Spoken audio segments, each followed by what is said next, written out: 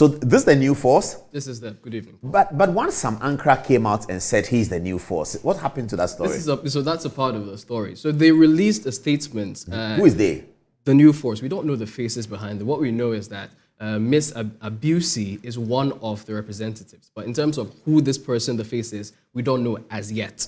It's a political movement that says that they are rising because the people have lost faith in the political system. They've lost faith in the political actors. So really, they're here to sort of present a new, refreshing, presumably youthful face. But why do people think that the one behind the new force is Nana Kwame Bediako, otherwise known as Cheddar? Because, you see, he has a certain sort of, should I say, aura around him. He's young, he's fresh, he's rich. That helps a lot. He's famous. He has great links across the globe. People think that if it would be somebody, who else but Nana Kwame Bediako, who not but Cheddar, who not but Freedom Jacob Caesar, who has over the years presented himself as Africa's liberator.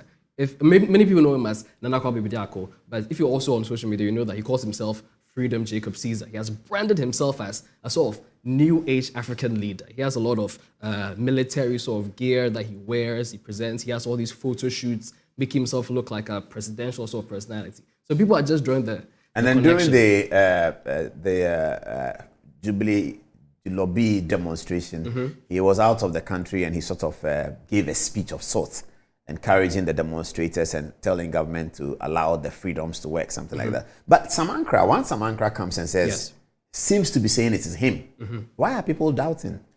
Because the movement came and said he's not the one. They actually said that they're considering legal action because they have, for one, their logo, which is for them. They say it's their property, intellectual property. Oh, this is their logo? Yes, the mask. I don't know what African symbol it is. Okay. They say that... But the colors are not national colors. Red is the most prominent. There's a song, a Christmas carol called Rudolph the Red-Nosed Reindeer. Yes, he had a so shiny that reminds me of that one. Yes. Okay, so what's the story about? What has the lady done? So this individual, her name is Shalima Abbuisi. She is the diaspora and the diplomatic engagements rep for the new force. Now, we know that because the statement published by the new force claims her as a representative of the organization. Now, she is in a bit of trouble because, before that, let's just a bit of background on her. So she's a Belgian national, per her own reports. She also says she's an award-winning television personality and a former beauty pageant personality. She's also a model. When you go on her social media, you see that she's actually fairly successful. And she's an influencer, a lifestyle influencer. So I'm sure a lot of people are wondering, who is this white woman? Who is this person? So this is who she is. Summarily, the information is still scanty. But at this time, this is what we know. So this is a bit of her influencing work. She does, and for our older audience at home, influencers basically are people who sort of coach people on kind of lifestyle to live, whether it's health or fitness or fashion. So now, this is the matter. It says, this, of course, sourced from Graphic Online. It says that Belgian New Force spokesperson faces charges for allegedly falsifying student permits in Ghana. That's her trouble. So now, the article reads, this is a portion of the article. It says, in the District Court of Keneshi, Accra, legal proceedings have been initiated against Shalima Abbuisi, a 30-year-old Belgian national, on charges related to the alleged falsification of a student permit in Ghana. Now, the problem is, she claims to have a legally, legitimately acquired residency permit in Ghana. But the issue is the Immigration Authority have investigated her permit, and it has been alleged, it's part of her problems, that in getting that permit, she sort of reportedly falsified some admission with Ghana Christian University College. So she apparently needed that to sort of get that residency permit. Now, the issue is, this college says that they went to check their records in 2017, and they don't find any record of her having been given admission. And so it looks as though she committed fraud to get that residency, and that's why she's in a bit of trouble. So it says that she's accused of violating Section 52, Clause 1I of the Immigration Act 2000, specifically obtaining for yourself a student permit by false declaration. That's the trouble that she's in. So it continues. The charge says that with the intent to evade legal requirements, falsely declared herself a student of the Ghana University College on or before September 23rd, 2023, just a few months ago in the Greater Accra. Now, the accusation further contends that she knowingly made a false declaration, leading to the successful acquisition of student permits with the number, and I just put it out in case of some security issues. I blurted it. The legal action was initiated by the Ghana Immigration Service, and the case is currently under the jurisdiction of the District Court in Kaneshie. That's dated December 6th, just yesterday.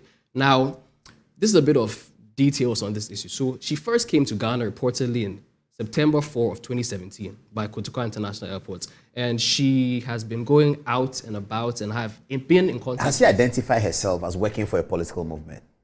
Well, the movement has identified her. And there have been some videos on social media where she speaks directly in relation to the new force, saying that the same issues, really reiterating it. But she's not Ghanaian. She's not Ghanaian. And it's actually a part of the presentation. Issues have been raised about it.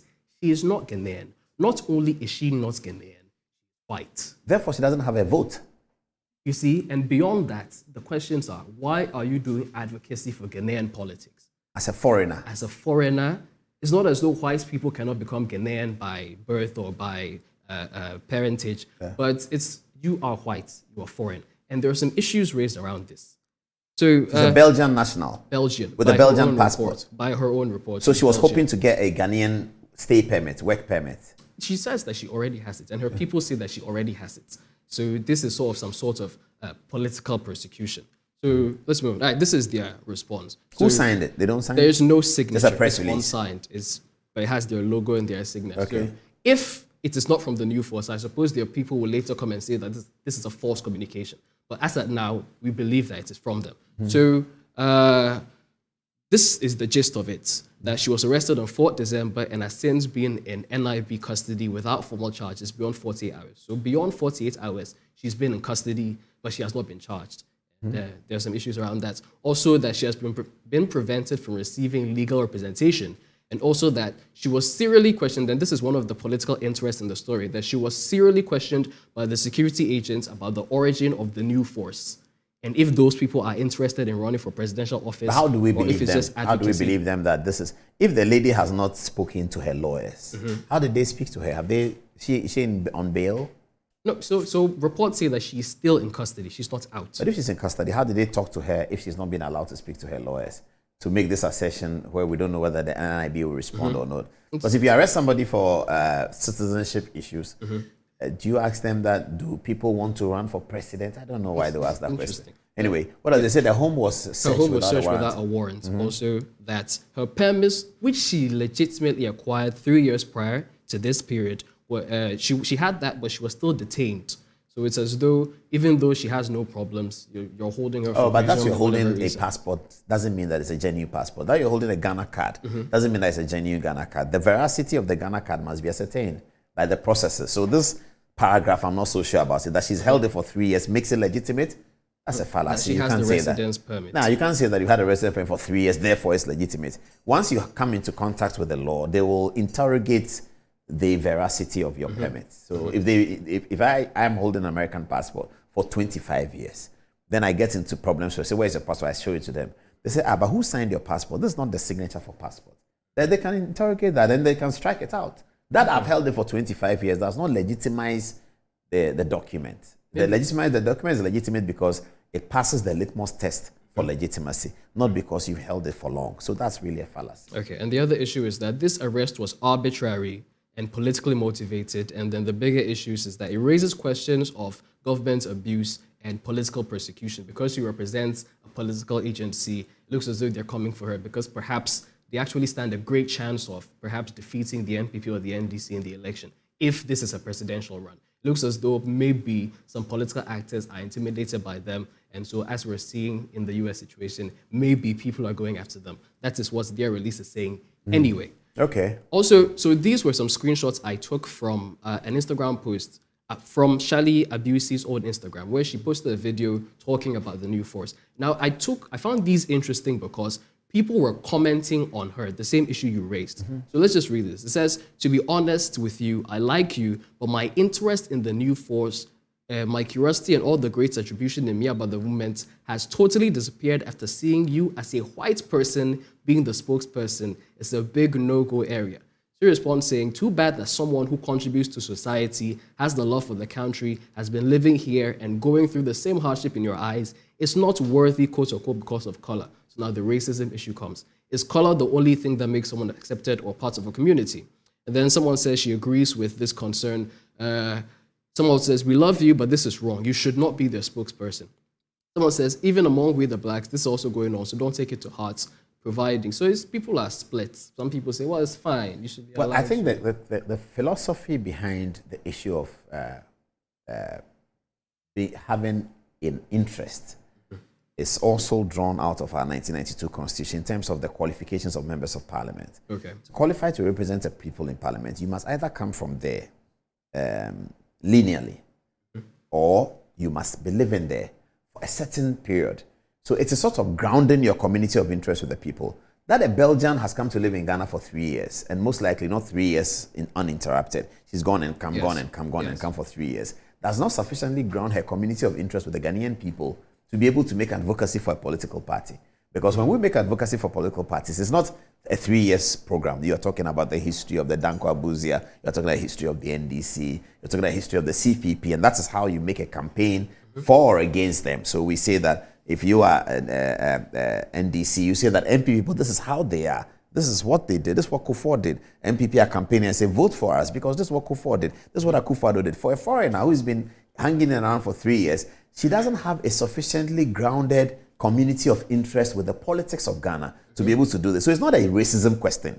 It's a question of interest and legitimacy. It's not so much about because you are a foreigner or that you are a foreigner means that you are not grounded. It is the grounded issue that we are discussing. That you're a foreigner is a sort of a sine qua non. It becomes a denominator to the question. So I think she's taking this quite wrongly, that it's an issue of color. No, it's not an issue of color. Even the foreigners who are here working for international companies, they are here.